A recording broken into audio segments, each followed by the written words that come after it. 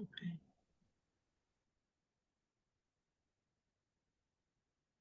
Good morning. I'm Dawn Laval, Director Division of Library Development for the Connecticut State Library, and I'm very excited to welcome you here today to chat about one of my favorite programs that we're doing right now. The Connecticut State Library Division of Library Development continually engages in a foresight tool called environmental scanning, and it's scanning things that are going on in outside industries and professions that may benefit libraries and library communities. We are focused on identifying, piloting, and implementing transformative programming for Connecticut libraries and librarians to become future ready and to become more sustainable. Few years ago at the Internet Librarian Conference, I had the distinct pleasure and honor of actually attending a keynote, which I usually don't, but I'm so happy that I did because I was floored, intrigued, excited, ignited, amplified by Ozzy. I'm pleased to introduce Dr. Azadeh Jamalian, who we fondly know as Ozzy. Her full name, Azadeh, which means free person, is a giant dreamer and founder of the Giant Room. And she's joined by Rebecca Schifoletti, who's the director of products for the Giant Room. Ozzy's background in system engineering, she became interested in education and specifically the integration of technology and learning, which is key of what we're doing here in libraries, the STEM components. She has a PhD in cognitive science and education from Columbia University Teachers College. She co-founded Tigly, an early learning company that pioneered integration of physical play with digital applications to provide a rich and interactive learning experience for children. She joined Little Bits, we all know Little Bits, as their head of education strategy. Millions of children got to love learning math and writing in their first words of Tigly. Millions are inventing the world as they want to live in Little Bits. But here we are, her brainchild, Giant Room, which is, to me, is just so amazing and extraordinary. And I'm so happy that we're able to partner with her and bring this to our Connecticut librarians. We're also joined today by some of our pilot libraries who participated in the first pilot year of the Giant Room. Jen Short from the Ansonia Public Library, Claudette Stockwell from the Killingly Library, and Valerie Toner and Jose Alvarez from the Bristol Public Library. I'm going to stop talking because you need to listen to Ozzy and Rebecca and the amazing things that our other library, our partners, are doing here in the state of Connecticut. So without further ado, I'm going to turn it over to you, Ozzy. Wow, thank you so much for the amazing introduction, Dawn. Thank you. And truly a pleasure to be with you all today this morning and share more about our work and our partnership with a selective number of libraries last year, and also our upcoming plans for the upcoming year. I'm going to share a number of slides. One thing that I wanted to highlight is that this session is meant to be interactive. So please feel free to ask any questions you have in the chat. Feel free to raise your hand and ask us to stop, add any comments. And we want to hear from you as much as we love to share about our work. Here is my email address in case you needed to ask any questions or you wanted to be in touch. So Giant Room is all about supporting kids to tell stories about their ideas, collaborate, read, and share. We're honored to partner with Connecticut State Libraries to provide professional development workshops for our wonderful librarians, host live events on site at libraries, and also set up public publishing stations in libraries to elevate their community's voices. And we're going to go over each of these elements separately, but you'll see PD, live events, and remix publication stations. And we're hoping to bring it all to many libraries in Connecticut State in the upcoming year. As part of the program, we work closely with librarians to learn more about your plans and your goals for your library. This includes what are some of the metrics that you're thinking about in terms of community building, who you want to bring to your libraries, what are the age ranges, how do you want them to interact with your programs, and also what are some of the programs, some of the themes, some of the events that you want to bring to your space. And then we explore your community's interest and your needs when it comes to that community building purposes. And we're going to mostly focus on families with children 3 to 12 years old. But obviously, we're here as your brainstorm partners, thought partners. If you have any questions about community building for elderlies, for college students, for parents, any different communities, we've done work in different segments, and we're always happy to share, brainstorm together. But really, the focus, the core is on families with children 2 to 12 years old. And then together, we design a customized programs that addresses your goals and your needs. So any program is very customized and personalized for your own library, and brings your community together and amplify their voices, again, through publications. And these publications will be in the form of real books, rare trading cards that then families could actually come to the library to check out and to continue engaging with their own creativity and with their own ideas being published in these books. So it's really a way for them to connect to the library in a new way and find it as a place for their voices and their interests. So before we dive into different examples of the programs we've done last year, I wanted to do a very quick creative workshop, just for you to get a sense of like what we mean by these creative works and creative programs, and also to put you in the mood of a giant mindset. So if you don't have in front of you, please grab a piece of paper, some markers. It could be just paper and there's black pencil or colored markers, whatever that feels right to you. And then I'm gonna actually, hold on, let me stop sharing my, okay. I'm gonna share my screen and we'll play some, okay. So the idea here is that we actually do, hold on, give me 1 second. I'm actually just gonna share the audio. Okay. So the workshop that I'm going to give you is one of the workshops that we tend to do in our live events. It's a way for us to bring everyone together and create a big mural as a community, and then we turn it into different things based on your theme and your interest. So let's start. Grab a pen. Draw a tiny, tiny circle. Add more circles all around your page. You could change color, add bigger circle around the other circles, inside the circles, overlapping, looping, make it bigger, make it smaller, change colors, add lots of dots inside the circles, outside the circles, around the edges of the circles. You can close your eyes and just add dots anywhere that your hand likes to drop. Change color.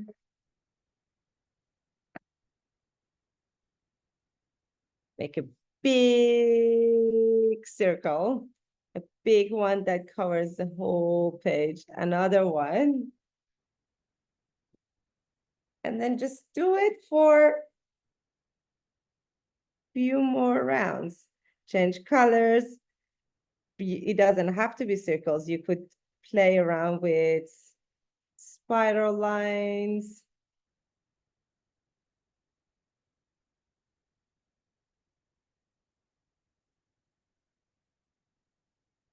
And I'm gonna add 2 more.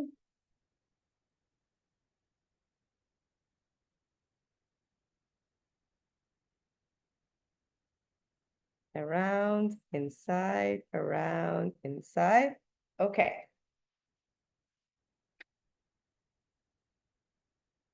usually we do this for about 10 to 20 minutes with music, but in the sake of, for the time, I'm gonna stop now.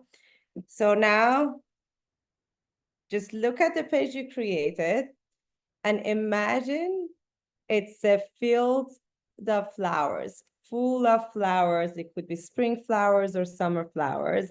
Grab another marker, add stems and leaves to any flower that you see.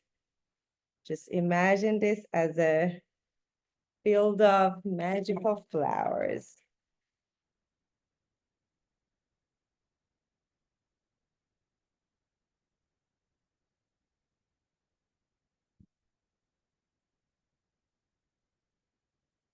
Where do you see the flower? Are they overlapping? Are they all dancing together? Are they all enjoying the sun? Is there a rainbow in the garden? Maybe it's a cloudy garden. Just keep on seeing the flowers, and then you could keep on adding to your beautiful garden.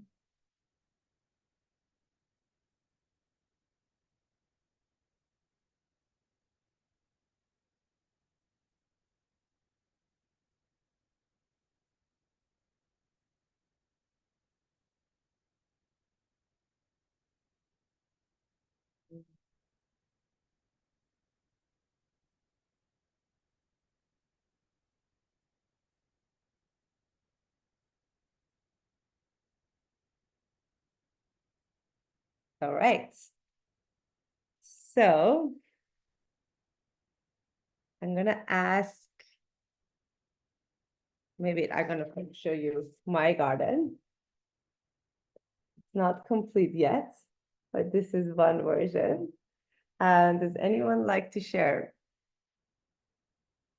Rebecca, would you like to share yours?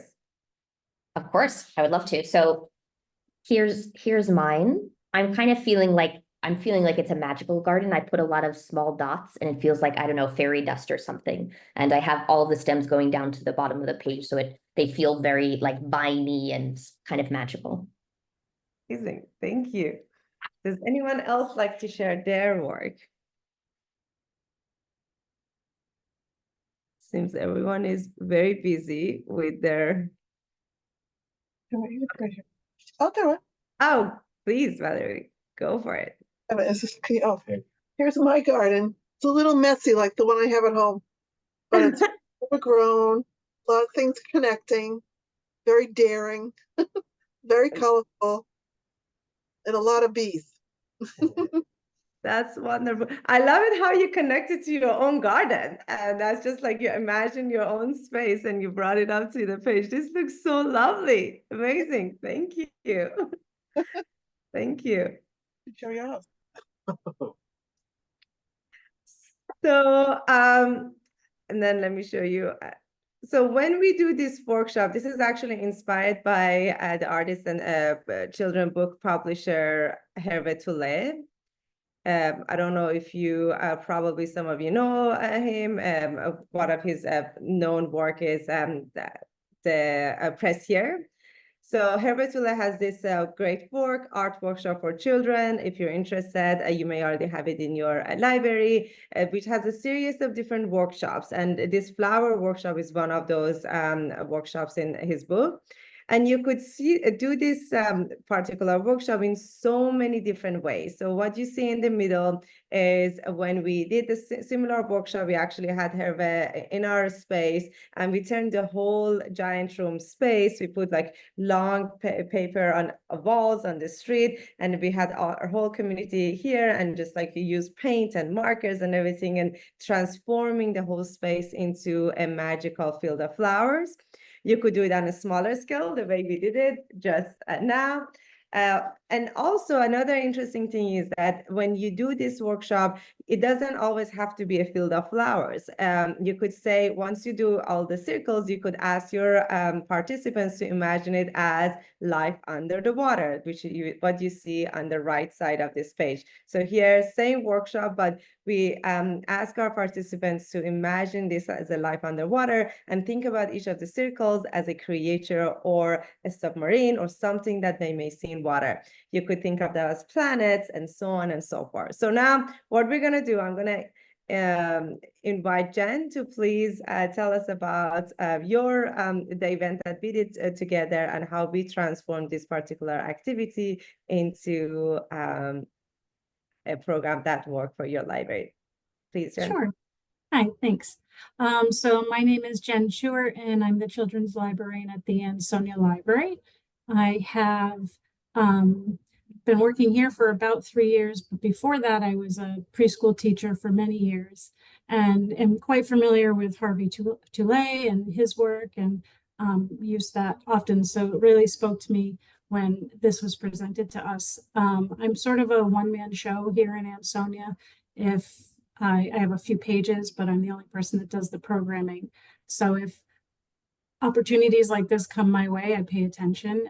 So if you're also in a smaller library and are in a similar situation, this is a great program for you to take advantage of if it comes your way again. I live in the town where I work, so I've been working hard since taking this post to sort of reinvent the library as a place that people remember to go to. And programs like this that build community, and especially for families that they can take advantage at no cost, really speaks to our demographic here. I'm sure a lot of you can relate to that too. So anyway, when I sat in on a giant program, much like we're sitting in today, and listened and learned about it, I thought I really wanted to figure out a way of being part of it.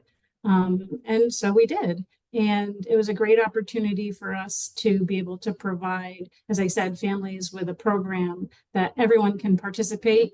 You know, so oftentimes, you know, this program is for 3 to 6, or this program is for children above 6. And it gets to be a little bit inclusive, or rather, this program itself is much more inclusive and allows families to kind of come together.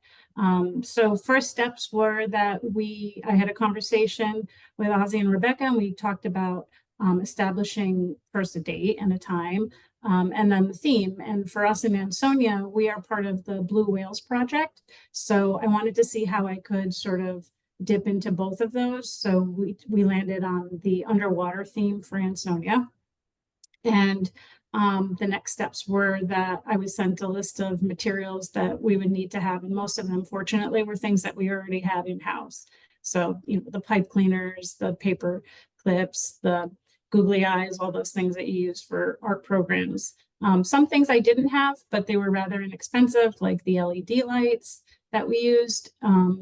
But for the most part, everything that we had was here. So that makes things a lot easier if you're on a small budget like I am. So the next steps were to sort of come up when we met, we talked about how the program would be broken down. And I really liked how Giant breaks it up into, for my mind, it works well. Like I block it out into in terms of like stations. So for us here, we came up with 4 stations that would work for us. The first being the collaborative underwater mural, similar to what we just did here today. And that was great because it was sort of sparked interest, and that's what Giant calls it. It's a spark. So it sparks the interest. As you can see, the paper was laid out on the floor, and I had to put tables down because we recently had a flood and our floor was all ripped up. So we just put tabletops down and taped it to the ground, make it work, right? And we used the paint markers, and the children sort of went through the same process that we just did here, drawing circles and lines, and then imagining it being underwater and what that would look like to them. And it was something that they continuously throughout the program or the event came back to and would add something. And it was a lot of fun. Even parents got in on it, even the ones that complained about sitting on the floor, but make it work, right? So the spark of this collaborative mural then lended itself to take it further. And so the way that the other stations that we had out for children and parents to sort of visit were making clay creatures. So just modeling clay and pipe cleaners and googly eyes and feathers and everything, all the craft materials that you can't find anything to do with. I just put it all out on the table and they sort of dipped in and out.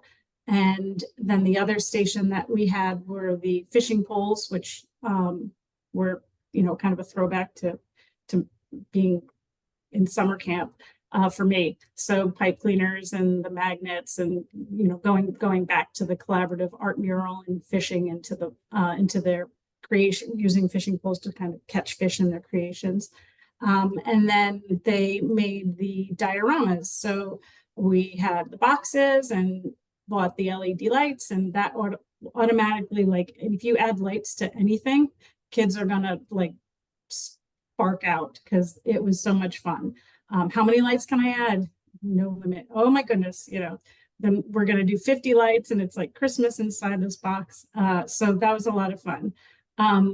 To take it back, I know that some of you may be in a similar situation where you don't have as much help. So this was a great program for me to be able to invite our teen advisory board volunteers. So each of those kids sort of took a station and helped families, kind of providing them with the materials, and they were all on board in terms of like, how can you add this? How can you make this like think like a scientist? And what could you add to this if your fishing pole wants to catch a bigger fish?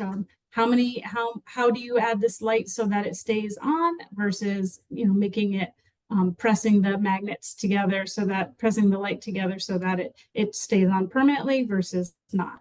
So they were all on board with sort of asking the how-to questions, which I love the kind of the throwback to my teaching days of process is more important than product, and the figuring it out. So, which is why this program was so wonderful, because it allowed for a lot of those sort of moments of how can I do this better? How can I do this different? So the teen advisory board members were super helpful. And for marketing, in terms of reaching families, we collaborated with the school district, and I had them add it to their newsletter, and they sent a sort of a push out through PowerSchool of like upcoming activities. So we were able to get a good number of families to participate in this evening program. And then after the program was over, we took pictures of all of the play figures and paper figures that the kids made and sent them to Rebecca, and she ran it through this magical AI creator and formed trading cards out of what they created. So in the bottom right of the trading card, you'll see the children's creation, and then in the top left, you'll see the name of it.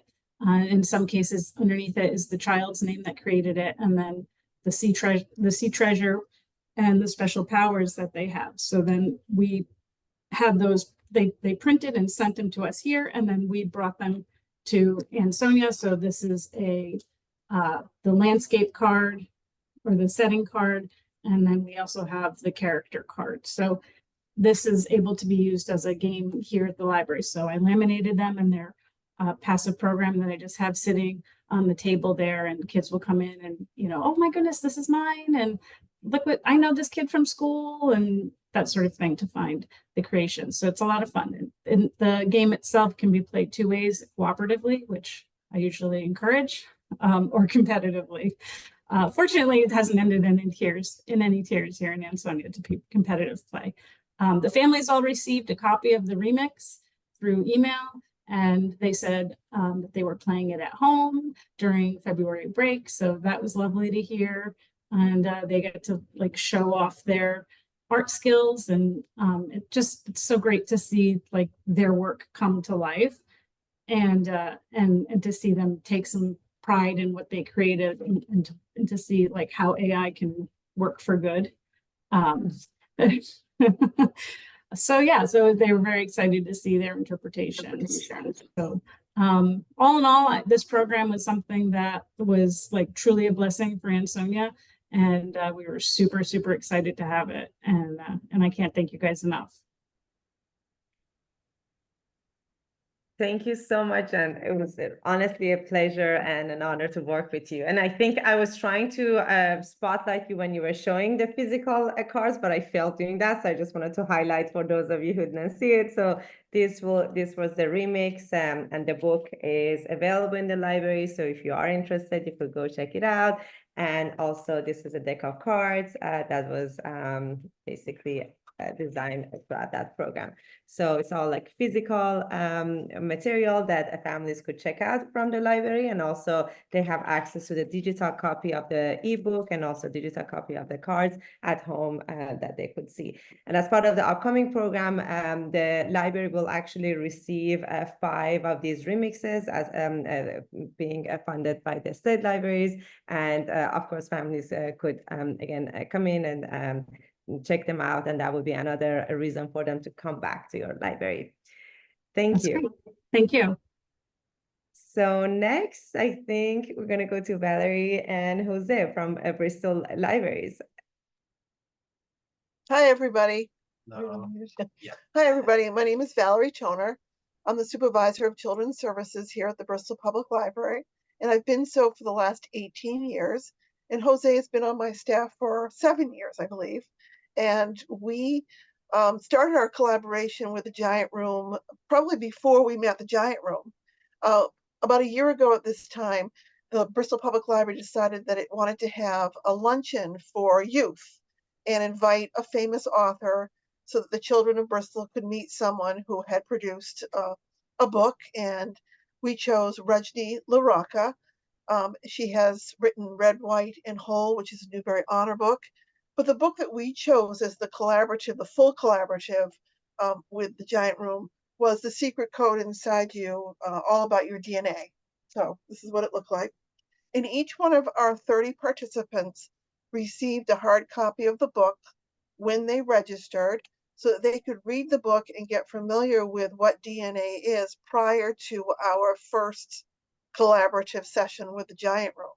And on that day, which was Saturday afternoon in February, we set the kids up in our program room on the floor with a piece of paper, and we asked them to draw the circles like we did today. And we told the kids that those circles were cells inside their body, and that eventually all those cells would come together and form a creature that they would create with arts and crafts materials, basically clay and feather and googly eyes and pipe cleaners and paper that they could color and just be very creative. Our objective was to be creative and to be daring. We wanted kids to talk to each other when they were around that piece of paper on the floor. You meet the child on either side of you, talk to the child across the paper from you, and make connections in that way as well. And as soon as their cell creative was done, they were asked to make a creature from the clay and the arts and crafts products. And then we decided that we would use things like 3D printing and AI. The children really enjoyed using the AR product that we had for them to use, thanks to the Giant Room that introduced us to Leonardo. We didn't really know that much about it prior. And the kids had a ball being so creative and daring with their creatures. And we formed 4 stations that they worked from too. The first was the creative station, where they could physically make something that looked like a creature. And then we had a passport station, so that they could tell us creatively, again with words, where their creature came from, what was its origin story. And we had fun folding paper to make books so that they look like passports. So in the future, or if they made a friend that day, they could share with their friend where their creature came from. Our third station was a rhyming station, where they could fill in their passport with ideas about what would you rather your your creature do one thing or another. And we encouraged the rhyming theme. So that would be another thing they were thinking about and daring to do during the day. And they came up with a lot of fun things that were just so much fun to watch them create. And then finally, we had a storytelling station where they could take those creation stories and they could pull them out and they could tell a full story about where their creature came from and what their creature could do and what it looked like, and maybe even family members and siblings of those creatures. So we really encourage the children to fully participate, from making a physical object to then using their creative thought to make the creature more than just something they could hold and see, but something that had depth as well. And Jose had a lot of great insight on the day, so I'll let him tell you a little bit about that. Yeah, so like Val mentioned, we had so much fun watching the kids get creative, and I think our biggest takeaway through this collaboration with Giant Room, which we're so grateful for, if I could sum it up, I would say that using what we have to incorporate STEM into programming, thinking outside of the box, and of course being creative. And as librarians, we are very creative, but we found that through this collaboration, we were able to kind of push the envelope of creativity, and it was nice, especially with this program that we hosted. Primarily, we use the 3D printer and even our laser printer and VR headsets, those types of things that the library is fortunate to have. We normally reserve them for the older kids, but this was nice because we were able to open it up to more of the younger kids as well. So being able to see those 3D clay creations that the kids made of their drawings, and then kind of teaching them how to use Tinkercad, which is a software for 3D printing.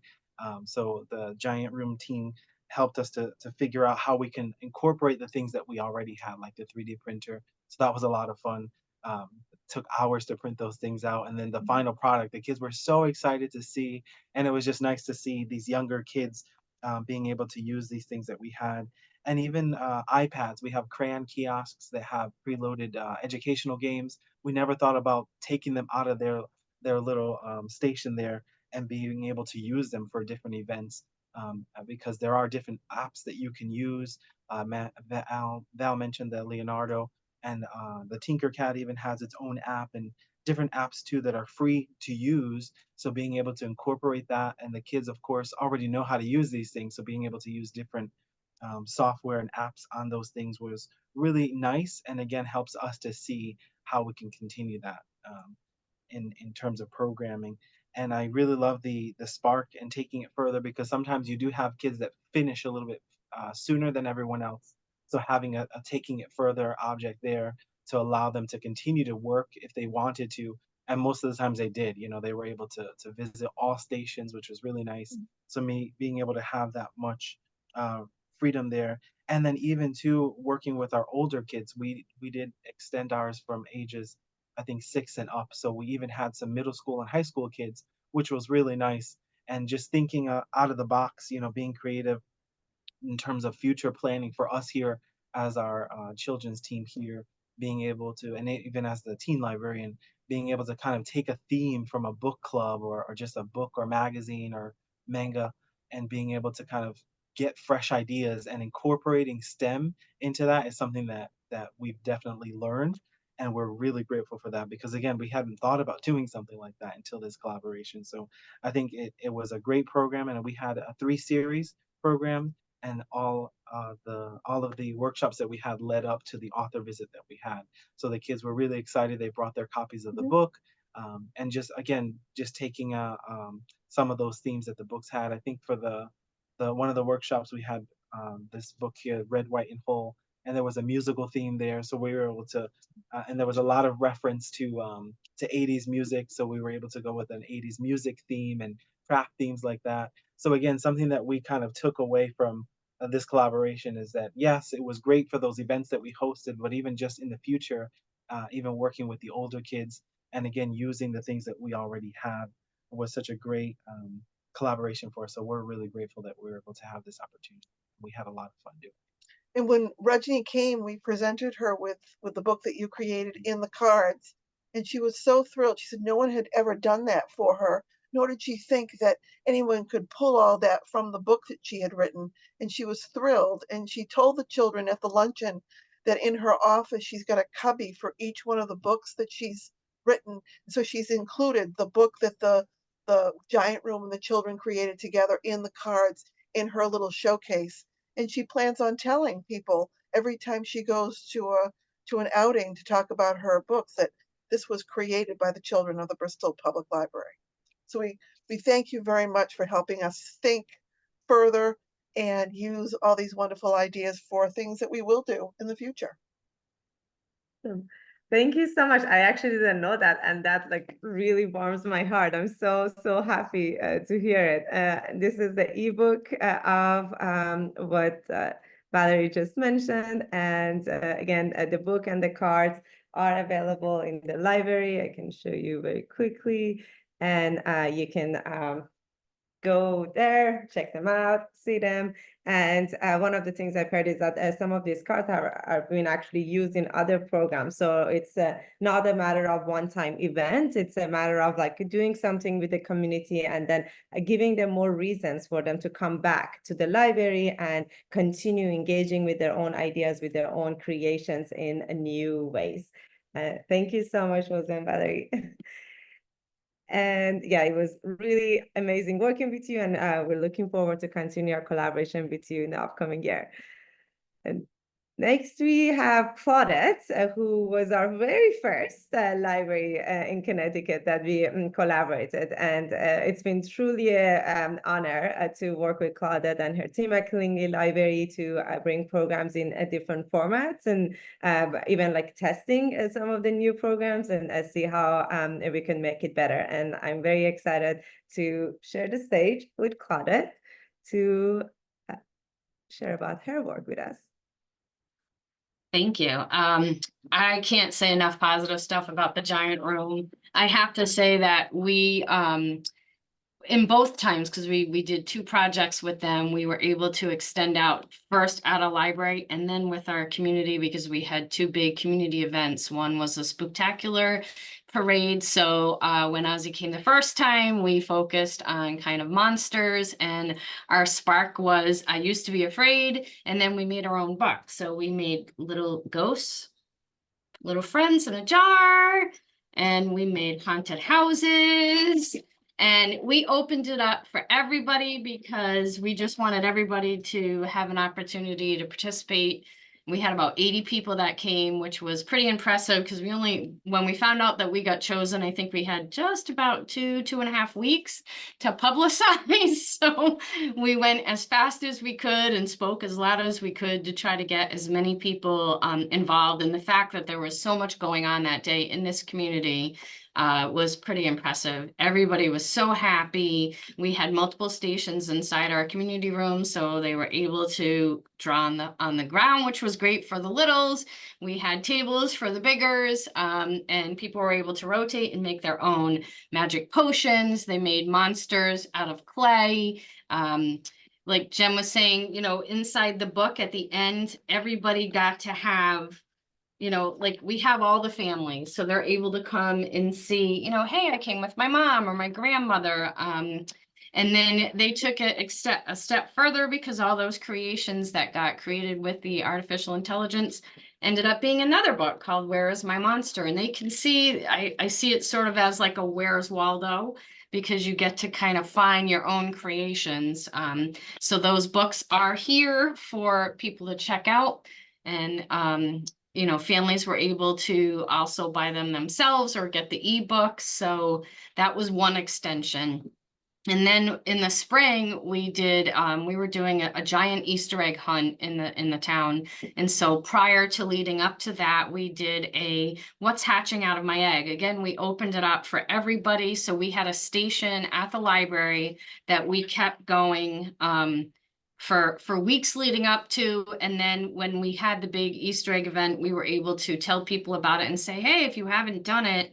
And so we have a bunch of these. And the most amazing thing about these cards is there's a QR code so you can continue to build off of it. So this little drawing that Emma did, you could give it a voice. So she could give it a voice. We can give it a voice. You can play the games here, these books, the these also spark ideas onto how to make your own game, or if you're stuck and you're not sure, it says, well, why don't you try this?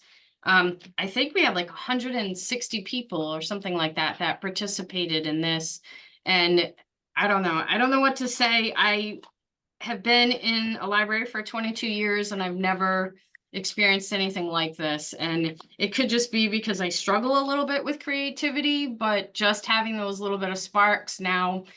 We did something with Rebecca a little while ago, it was called eye bombing, where she said, just put some eyes on things. So I have some eyes that I drew on my plant in the corner. And then the other day I had like a little mustache, so I stuck them on too. So things that I probably wouldn't have done on my own or even thought to do. And people come in and they're like, does your plant have eyes? Did he always have eyes? Now he's got a name. Who knows? Pretty soon he'll have a family. So I can't say enough. You know, you guys are awesome. And the fact that for, you know, us in a library, small town, New York City is quite a distance away. Most of us are not traveling there. And for us too, travel is really an issue where we are. So to be able to even go to Mystic, which is like an hour away, not all families can do that. Not all families can afford it. We don't even have virtual reality or a 3D printer here in this library. So something that could really like be huge for them. And it's something that we're still talking about as we round up to now. It's been almost a year from our event. We're gonna ask people to tell stories to us in October of where did the monsters go? Because at the end of our storybook, they all ran out into the world. So we're going to be asking our community to tell us, well, where have they been? What have they been doing? And a way to keep that, you know, collaboration going and to, you know, get even more people to participate with us. So truly, truly an honor and a really awesome, amazing experience.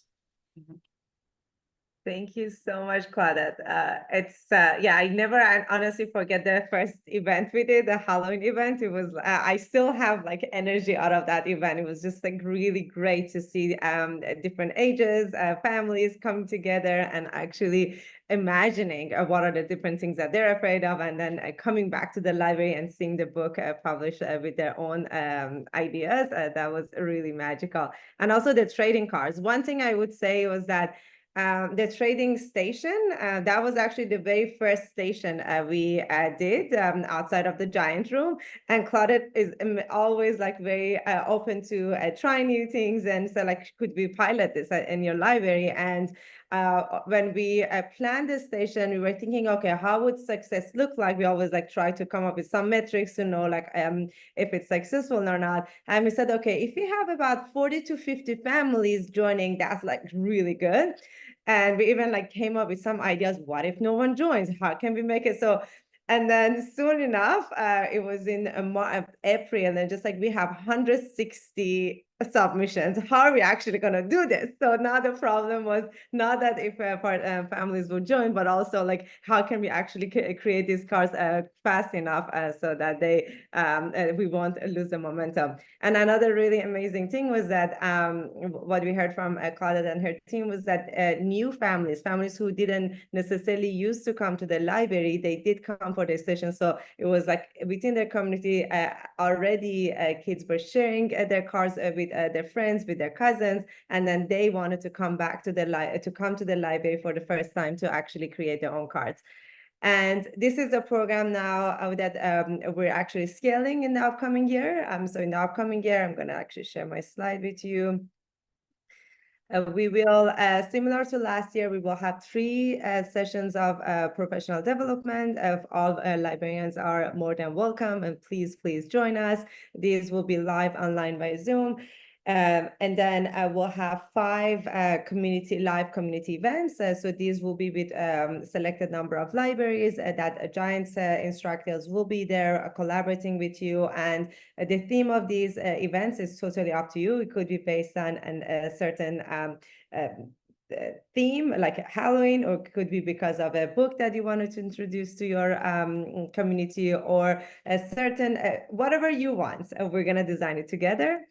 And then we have throughout the year, we have these giant remix stations, similar to what we did at Killingly. So these are asynchronous stations. We're going to come and set it up, and your community will have a month to actually come and draw their ideas, build their ideas, send us photos of those creations, and then we'll turn them into books and trading cards and send it to you.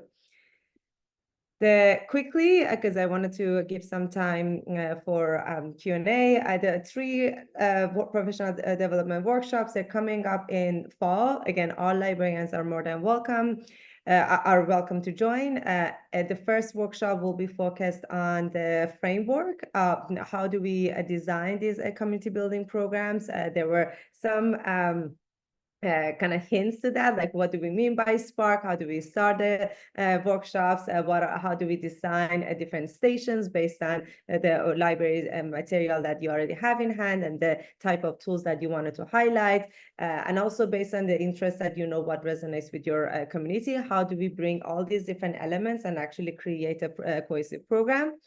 The second workshop is focused on what we call giant lenses and art of personalization. So what are different ways that we take it further? What are different ways that we prompt, like the language we use during these workshops to make sure that if a 6-year-old joins, they can feel welcome and belong to the event. And in the same event, maybe a high school student may join. Maybe a student with a disability will join. So like different the participants' ages, interests, and skills and abilities, they feel welcome and they could actually participate in the event.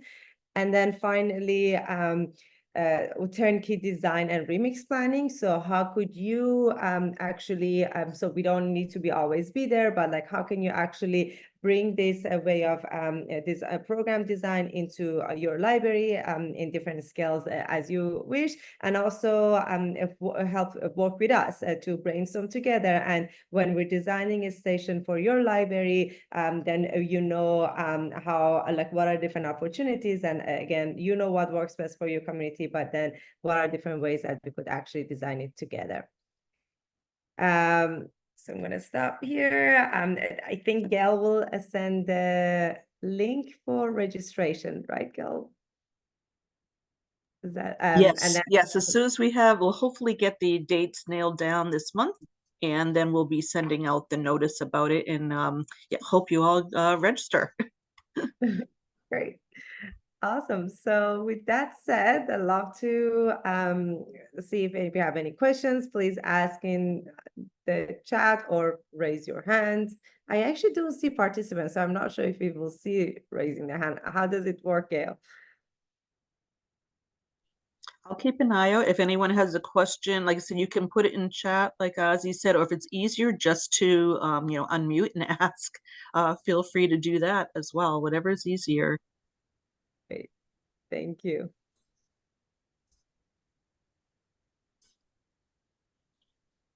Okay, we have a how do libraries get chosen? So I can start talking about that, what we did last time, at least. If we may do a similar thing, we kind of took a look at all the people who came to the programs, just to gauge like the interest, and then we asked people if they were interested in being part of the group to just send us like an email with the information of why you'd want to be participating and what you would what you'd like to bring to your community, that type of thing. And then we reviewed all the emails we got, and then worked to choose which libraries would be part of the program. So we may do something similar like that. And I want to highlight that all programs are being supported by CASL's IMLS LSTA funds. Don, you probably know what those acronyms are. All those fun acronyms, right? We love our acronyms. Basically, it's our Library Services and Technology Act. It's the funding that the Connecticut State Library receives from the Institute of Museums and Library Services to do all of the work that the Division of Library Development does. So this is a considerable part of our professional development opportunities that we are part of our mission in providing services services to Connecticut libraries and librarians. And all of our programming, all of are free to all libraries in the state of Connecticut. Thank you. Any other questions?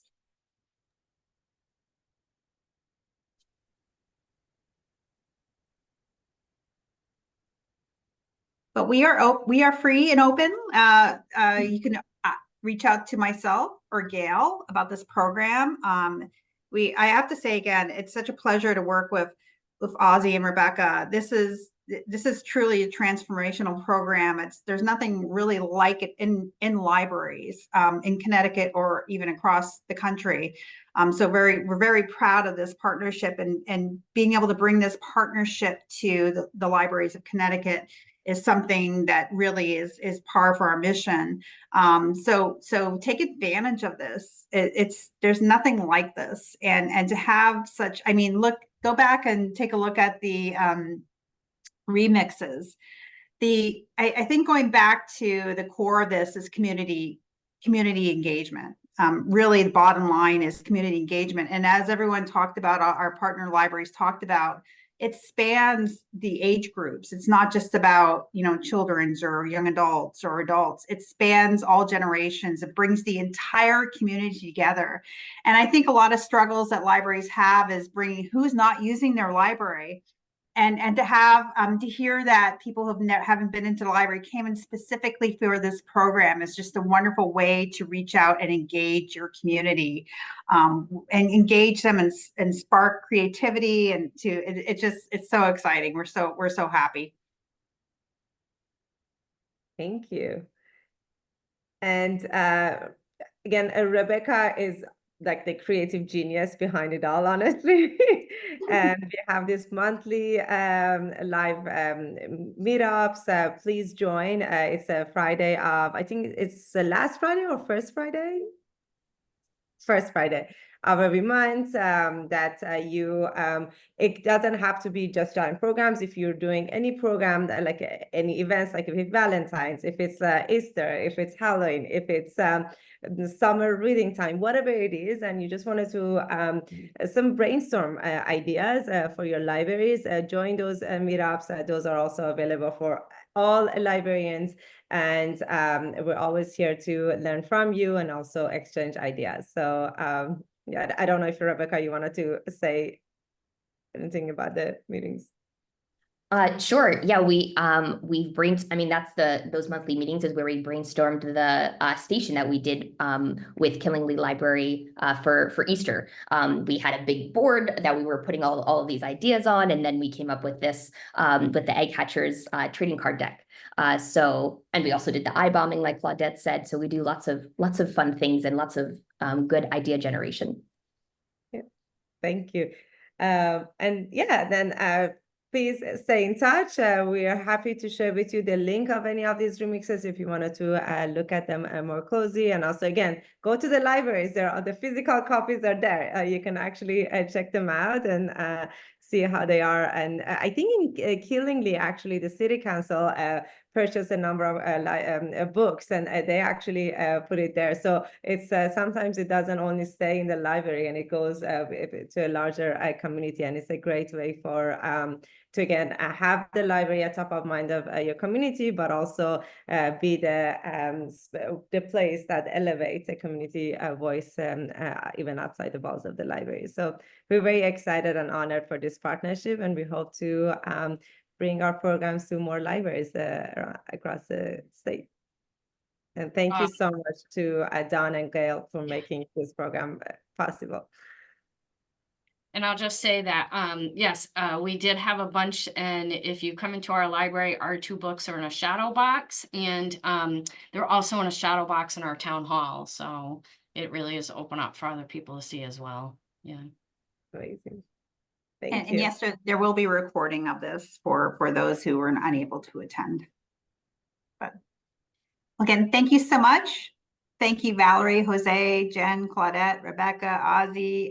It's a pleasure. Thank you for all of you for attending. We hope to see you at our program. So have a great day.